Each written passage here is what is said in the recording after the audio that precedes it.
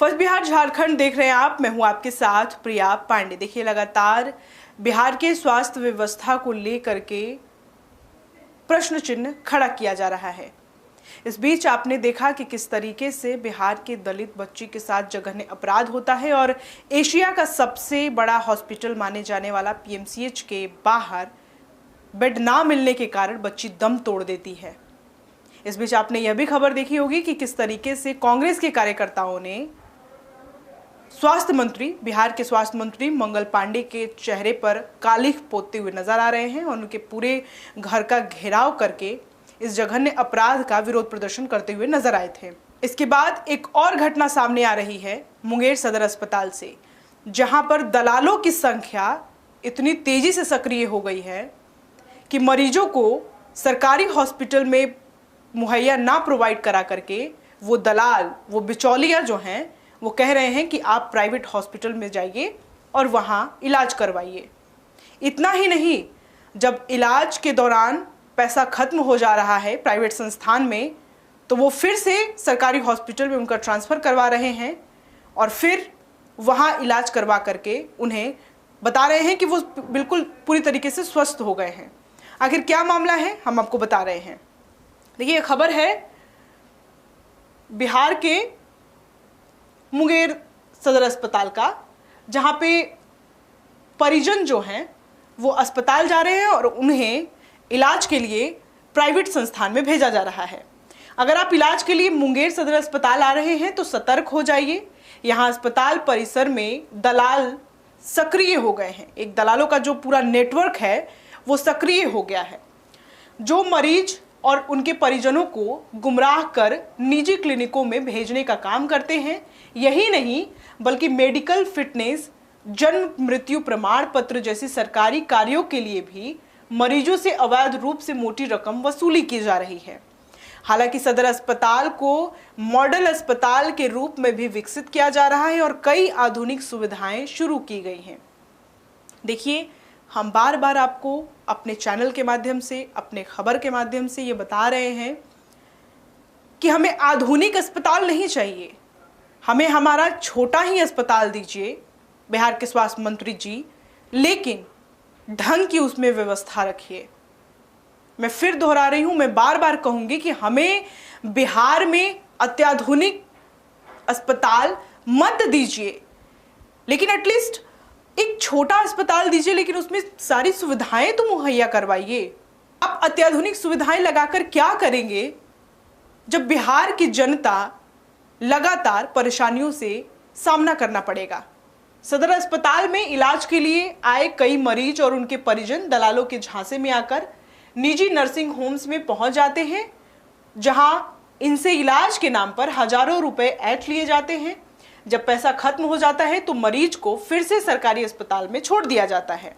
अस्पताल परिसर में ऐसे दलाल भी सक्रिय हैं जो मेडिकल फिटनेस सर्टिफिकेट, जन्म और मृत्यु प्रमाण या अन्य प्रमाण पत्रों के नाम पर भी लोगों से अवैध वसूली करते हैं। इस गोरख धंधे से न केवल आम जनता परेशान है, बल्कि अस्पताल प्रशासन की भी छवि खराब हो रही है। वहीं बिहार सरकार के स्वास्थ्य मंत्री मंगल पांडे मुंगेर सदर अस्पताल के दौरे पर पहुंचे, तो जब उनसे पत्रकारों ने सवाल किया तो उनका कहना था कि सरकार और अस्पताल प्रबंधन इस मामले को गंभीरता से ले रहा है, लेकिन सबसे जरूरी है कि लोग खुद भी जागरूक रहें। अस्पताल परिसर में कई जगहों पर दलालों से सावधान के पोस्टर लगाए गए हैं ताकि आम जन को सतर्क किया जा सके। आपको बता दें कि अस्पताल को दलाल मुक्त बनाने के लिए कई बार विशेष अभियान चलाए गए हैं, लेकिन इनका प्रभाव अधिक समय तक नहीं टिक पाया और दलालों का जो नेटवर्क है इतना मजबूत है कि कार्रवाई के कुछ दिन बाद वो फिर से सक्रिय होते हुए नजर आते हैं। देखिए, इस बीच जब उनसे सदर अस्पताल के सभी व्यवस्थाओं पर उनसे जब प्रश्न चिन्ह किया गया, जब पूछा गया मीडिया के द्वारा, सदर अस्पताल जब बिहार के स्वास्थ्य मंत्री मंगल पांडे पहुंचे तो उनसे पत्रकारों ने सवाल किया कि क्या फिर से व्यवस्था सर चरमराई हुई नजर आ रही है, क्या कहना चाहेंगे। तो उनका कहना था कि देखिए, लोगों को सावधान रहने की भी जरूरत है और इस पर कार्रवाई की जा रही है। देखिए, इस मामले को भी उन्होंने कार्रवाई करने को लेकर के टाल दिया है। लगातार आश्वासन दे रहे हैं बिहार के स्वास्थ्य मंत्री की कार्रवाई हो रही है, बैठक बैठाई जा रही है, जांच कमेटी बैठाई जा रही है, लेकिन अब तक कोई हमें एक्शन देखने को नहीं मिला है। तो क्या हम समझ लें कि अब जो बिहार की स्वास्थ्य व्यवस्था है वो ऐसी ही रहने वाली है, दयनीय ही रहने वाली है? बिहार की स्वास्थ्य व्यवस्था आखिर कब तक बिहार के लोगों को इन दलालों के चक्कर में पड़ना पड़ेगा और अत्याधुनिक सुविधाओं से लैस होने के बावजूद भी हॉस्पिटल में लोगों को बेड नहीं मिलेगा, लोग जैसा चाहते हैं वैसी सुविधाओं का लाभ नहीं उठा पाएंगे? तो आखिरकार बिहार के स्वास्थ्य मंत्री पर प्रश्न तो बनता ही है ना। बहरहाल आगे देखना होगा कि स्वास्थ्य मंत्री इस मामले में क्या एक्शन लेते हुए नजर आ रहे हैं। फिलहाल के लिए इस खबर में इतना ही। ऐसे ही तमाम खबरों के लिए आप बने रहें फर्स्ट बिहार झारखंड के साथ। मैं प्रिया, बहुत शुक्रिया। पैनोरमा ग्रुप, जो सोचता है वो करता है। ये लो, मुंह मीठा करो। आज मैंने अपना जॉब छोड़ दिया, अब हम पूर्णिया वापस जाएंगे। जॉब छोड़ दिया है? मतलब ये घर कैसे चलेगा? हम करेंगे क्या? और माँ बाबूजी क्या बोलेंगे? इसलिए मैं एक और मिठाई का डब्बा लाया। अपने बिजनेस के लिए लोन अप्रूव हो गया। अरे लोन अप्रूव हो गया वो तो ठीक है, लेकिन पूर्णिया में हम रहेंगे कहाँ? अपना घर भी तो नहीं है वहाँ। इसलिए तो एक और मिठाई का डब्बा अलग से लाया हूँ।